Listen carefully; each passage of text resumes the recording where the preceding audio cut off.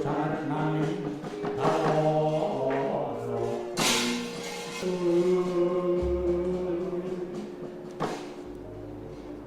Mun Paman Haryo Setyaki.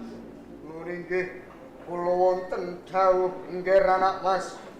Kadya parananggenipun paduka njampangi lampah naliti wonten ing wewengkon negari Dwarawati Kanjeng Paman. Nun inggih anak Mas. Anggenipun kula naliti wewengkon ing Dwarawati sakmenika boten wonten rubeda nggih anak Mas. Nun inggih matur gunging panuwun Kanjeng Paman. Nun inggih. Lajeng paduka kados pundi wau dawa? Inggih. Alenggan sakmenika sedaya prajurit sami siaga sikeping gaman menawi swanci-wanci wonten paranmuka pun paduka boten sisah sumelang cekap angger sedaya ingkang badhe marantasi. Lho. Paduka wonten pundi? Lah ngono to gawean. Nggih, wis to. Manut to. Menawi sadaya sampun siaga, monggo dipun lajengaken anggenipun pacak baris naliti wewengkon ing negari Dwarawati. Menika sinten Kanjeng?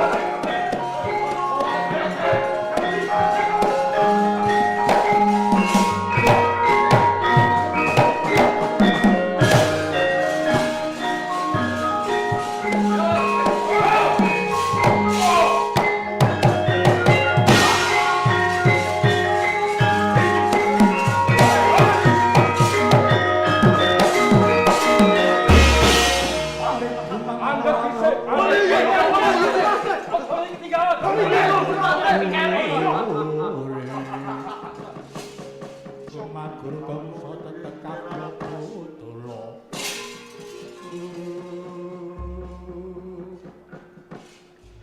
Dampyak barisaning para prajurit.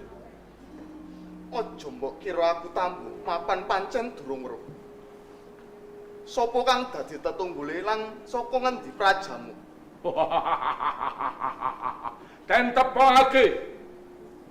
Aku Patih Dendawati. Aku Dendayuda.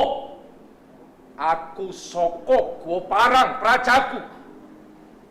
Ditepungake ingsun Putranata Dwarawati, Raden Samba, Putranata Wisnu Brata. Samba. Oh. Yo. Banjur ana wigati apa jeneng sira lumebu ana ing wewengkon Dwarawati?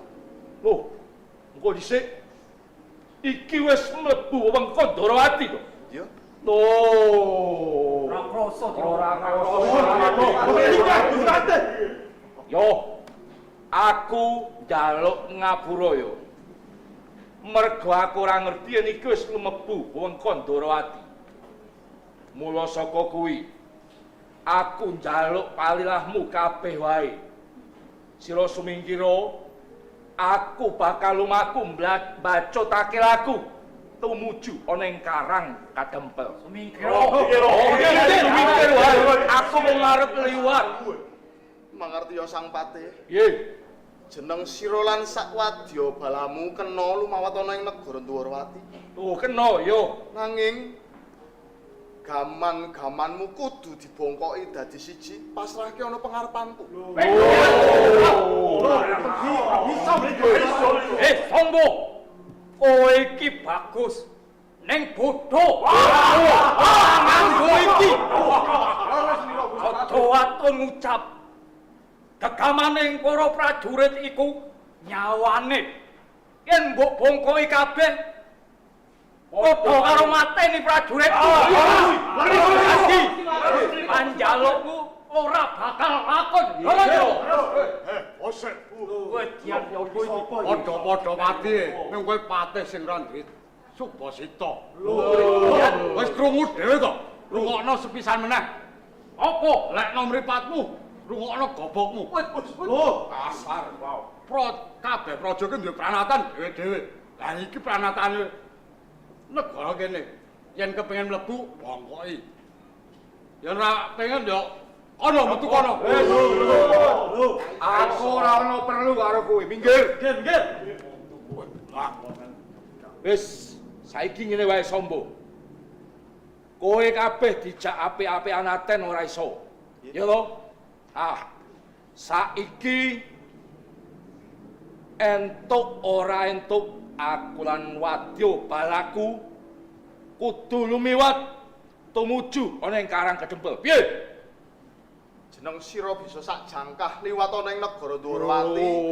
Nanging kudu nglangkahi bangkene Samba. Oh ngono, aku mati kowe. Sopo kowe? Aku paling pengen Ndorowati. Baik. Barat yen kono Taiman Pali. Kira aku mbacut. Untuk kalani bongko tak rampungi. Antenge cilik kemelinti. Prajurit Swadikap. Maju. Pikiran kula. Swike.